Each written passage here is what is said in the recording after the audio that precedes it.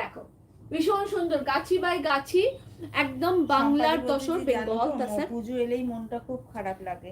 হ্যাঁ একদম। আজকে আমি সকাল থেকে খুব মাকাগুলো খুব কেঁদেছি, সুন্দর, খুব শর্মিষ্ঠা কেঁদেছি, সরকার দিয়ে এই কারণ এই শাড়িটা দিনটাতে না আমি মাকে মানে মারাত্মক লেভেলে মিস করি, মারাত্মক লেভেলে মিস করি এই দিনটায় মাকে। কারণ আমি না প্রতি বছর এই দিনটায় আমি বাড়িতে পুজো টুজো করে মায়ের সাথে দেখা করতে যেতাম, আর মায়ের জন্য মিষ্টি নিয়ে যেতাম, যখনই যেতাম কম মিষ্টিওয়ালা মিষ্টি নিয়ে যেতাম।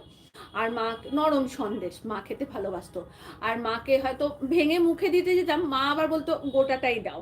হয়তো কিছু কাজ করছে বা কিছু নাও করলে আমি খাইয়ে দিতাম মাকে।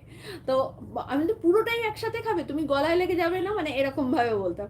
তো আজকে সেই জানি না কেন আজকে লিলি বলছে তুমি কেন এত কাঁদছো, এত মনে করো না দিদা কষ্ট পাবে, কিন্তু কন্ট্রোল করতে পারছিলাম না নিজেকে।